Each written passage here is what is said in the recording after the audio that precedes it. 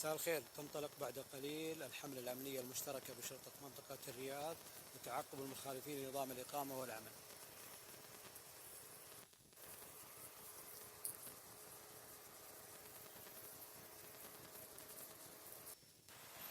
تباشر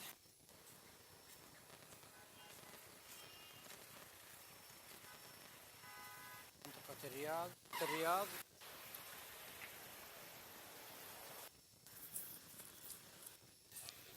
هذه العمالة المخالفة لنظام الإقامة. نحن نشاهد الحملة المشتركة حول الهروب.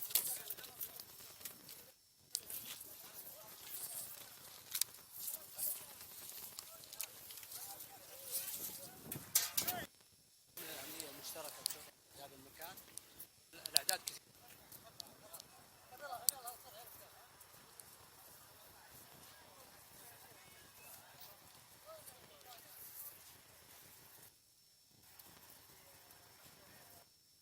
ما تشاهدونه من الخضار طبعا يعود إلى عدد من العمالة التي تعمل لحسابها الخاص، بعضها يحملون إقامات والبعض الآخر بدون إقامات. للأسف الشديد هذه العمالة التي تعمل لحسابها الخاص وجعلت أو حولت هذا الموقع إلى سوق خضار.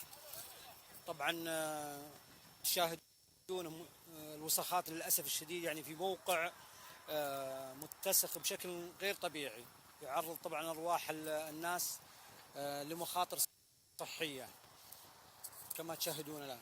طبعا هذه العمالة تم القبض على عدد منهم قبل قليل، كنا مع الحملة الأمنية المشتركة بشرطة منطقة الرياض لتعقب العمالة المخالفة لنظام الإقامة والعمل، وكذلك أدوات تنظيف وأدوات كهربائية، أجهزة جوالات.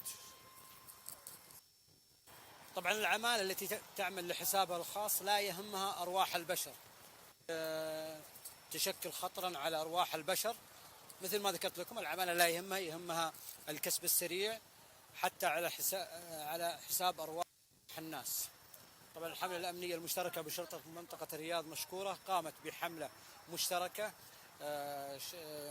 عدد من الأجهزة الأمنية، الدوريات الأمنية والضبط الإداري والمرور والدفاع المدني وأمانة منطقة الرياض، مشكورين جميعا.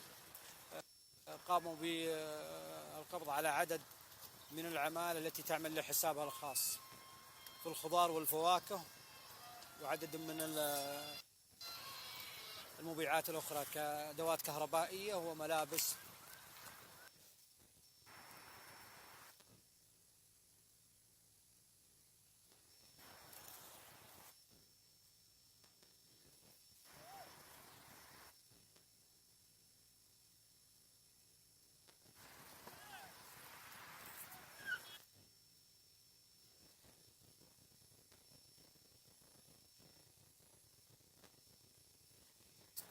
طبعا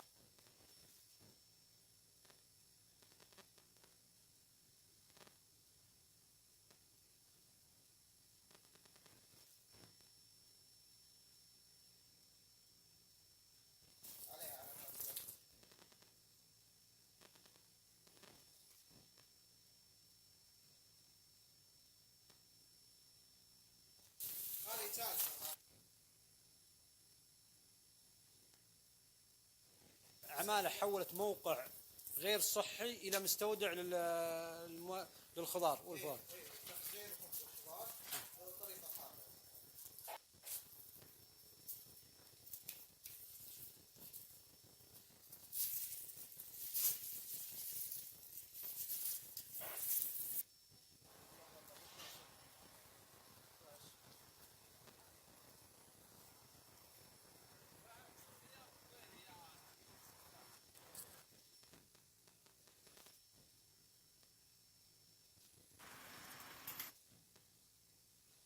البيض للأسف الشديد يتم بيعه في هذا